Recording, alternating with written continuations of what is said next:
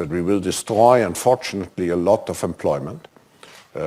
Just think of self-guided cars and all the drivers losing their job.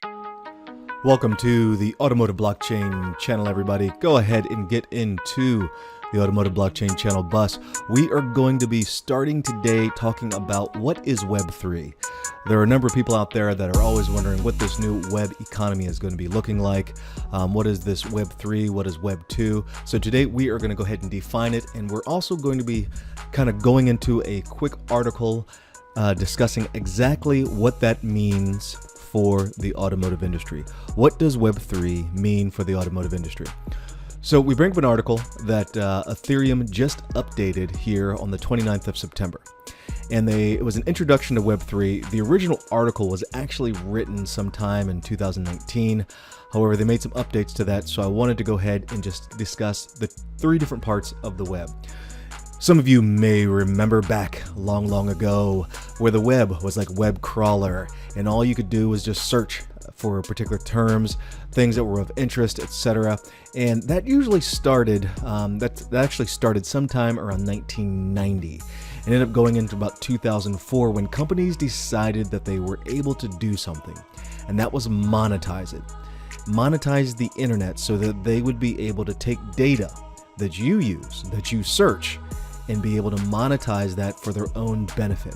And when they realized they could use the internet for that, and the internet bandwidth became big enough, that is when Web 2.0 came into existence, where it allowed users then to go ahead and not just write up websites for research purposes, but also the introduction to social media such as Facebook and all of those long ago social media platforms that have went extinct began to take place. It gave companies like Google the wonderful idea of advertising driven models to create all sorts of revenue streams. So for all of you companies out there that are utilizing the Google ad engines and all that sort of stuff, you know you don't own the data. Google does, and that is the benefit that they have. But that said, the dawn of a new age of Web 3.0 is here. And the importance of Web 3.0 is all about not just reading it, not just writing it, but also owning a portion of the internet. And with that, as you know, with cryptocurrencies and NFTs, those non-fungible tokens, you know what it means. You're going to be able to own a portion of the web and have micro ownership.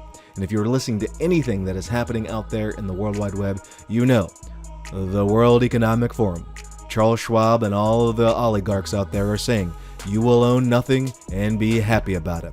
So this is just going to be one of the steps on that. But the thing is who are they looking to first in order to integrate and adopt this new Web.3 kind of infrastructure there? Yes, it's going to have a backbone of blockchains, as you read here. Yes, it's going to have a backbone of cryptocurrencies mixed with NFTs, and you'll be able to read and write with it.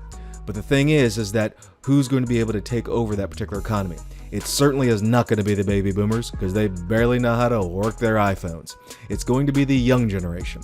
So let's go ahead and look at just one particular aspect of this coming from Web3 or coming from Riddle and Code.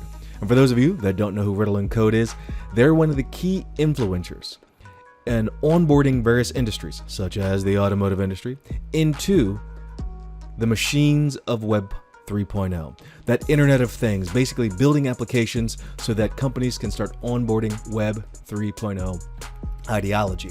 Now, they wrote an article not too long ago about this very thing. And the title of their article, as you can see right here, basically says why the automotive industry should shift to Web 3.0. I'll put a link in the description of what you can see about that. But and they describe a little bit about their definitions of Web 3.0. I decided to use Ethereum's version of that first. But as you look down here with respects to how the automotive industry can benefit from Web 3.0, they focus on a number of different things. One of the key things is that it can enable supply chain transparency and provide CO2 mobility certificates. With respects to the CO2 mobility certificates, it is my opinion that soon enough, sometime before 2030, if you're in the United States, there is going to be some state that's going to start offering tax advantages, tax breaks for those, for not just for the vehicles that are going to be energy efficient, meaning they're going to be completely electric, but they're going to make people who still have those internal combustion engines buy CO2 certificates so that they are allowed to actually operate their vehicles inside of that particular state. Or you'll have to pay some additional tax on your overall end of the year taxes in order to make sure that you're able to drive your old pickup truck or whatever it's going to be. So as it reads right here, it's going to be providing CO2 mobility certificates that perform predictive maintenance via electrical battery maintenance management, et cetera, et cetera. Now, here's the thing with this, is that it's going to allow customers a platform where they can pay without any type of hurdles. And while that's good for the automotive industry, fact of the matter is that it's also going to enable the automotive manufacturers the ability, and in some cases and in some countries, to be able to monitor exactly what the owners of vehicles are actually paying for, whether it's going to be paying for their tolls, whether it's going to be paying for certain types of services, what parts they're going to be putting on their vehicle. All of that will be placed in the blockchain. And what better group of people that they're going to get to be able to do that is going to be this Generation Z, the early adopters. Why? Because they are already in the video game land, and the metaverse is going to be where all this is going to take place. So, you may not believe me. You may be saying, hey, bus driver, how do you know this is going to be the case? Well, if you have been paying attention to any of the videos I've been doing, I've done videos with respects to Volvo and their augmented virtual reality platforms that are going to be in the car. And just released in just the past couple of months, we have here Renault. Now, I know in the United States, Renault is not a big corporation, but throughout the world, they are. And they one of the largest metaverse companies in the world, The Sandbox, has partnered with Renault to offer Web3 automotive services. A link in the description will be at the bottom of the page here. You can go ahead and check out this article in its entirety. That said, though, let's get into it.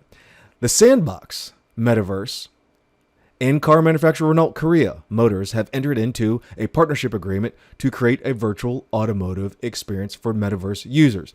And who are those metaverse users going to be? Yes, it's going to be more of the young crowd, those early adopters to anything that is technology that makes their lives so much easier. Now, the partnership was announced this past Monday, and this is early in September, technically, and will enable users in the metaverse to experience vehicles in a virtual space. And every time I read that, I'm sitting there thinking, I don't know where you're going to drive a vehicle in virtual space outside of game land, but they're doing it somehow, some way. Now, the partnership is going to include a number of different things and marketing campaigns, etc. But as it reads right here, pay close attention.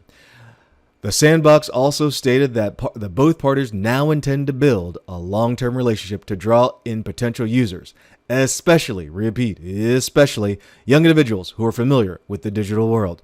That is where all the advertising is going to be. If you were paying attention to any of the cartoons out there, into the gaming industry out there, they're encouraging this group of people to award them with all sorts of tokens so that they can be awarded inside of these virtual worlds in order to be more engaged with it. So there you have it, folks. This is the Automotive Blockchain channel. Stay tuned because we're going to be diving a little bit more into what Web3 and how it's going to literally be changing the face of the automotive industry. Let me know what you think in the chat window in the description of what you think of it. Don't forget to like and subscribe. And I look forward to seeing you next time.